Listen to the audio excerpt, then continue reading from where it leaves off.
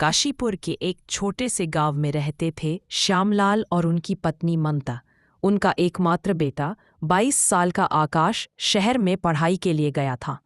आकाश एक होनहार इंजीनियरिंग छात्र था जिसके सपने बड़े थे। वह अपने माता पिता को गांव की तंगहाली से निकालकर शहर में एक अच्छा घर देना चाहता था। श्यामलाल एक स्कूल में चपरासी थे और ममता खेतों में मजदूरी करती थी।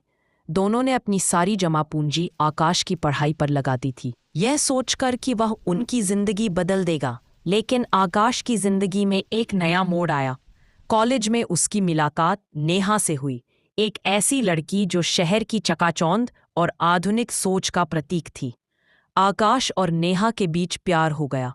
आकाश ने अपने माता पिता को नेहा के बारे में बताया, लेकिन श्यामलाल और ममता को यह रिश्ता मंजूर नहीं था।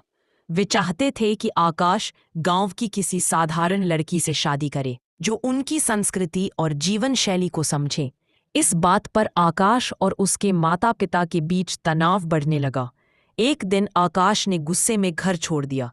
उसने माता पिता को एक पत्र लिखा जिसमें कहा, मैं नेहा से शादी करूंगा, अगर आप इसे स्वीकार नहीं कर सकते तो वन हो गया। लेकिन उसने अपने माता पिता से सारे रिश्ते तोड़ लिए। वह सोचता था कि वे उसे कभी समझ नहीं पाएंगे। दूसरी ओर श्यामलाल और ममता गांव में अकेले रह गए। ममता की सेहत खराब होने लगी और श्यामलाल ने अपनी नौकरी छोड़ दी क्योंकि वह ममता की देखभाल करना चाहता था।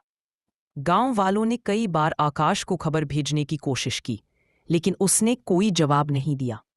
एक दिन ममता की तबीयत बहुत बिगड़ गई। अस्पताल में डॉक्टरों ने बताया कि उनके पास ज्यादा समय नहीं है।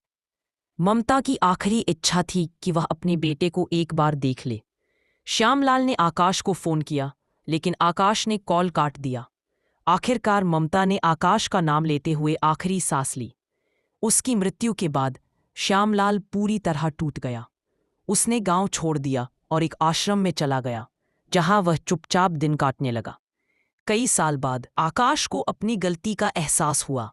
नेहा और उसका रिश्ता टूट चुका था और वह अकेला पड़ गया था।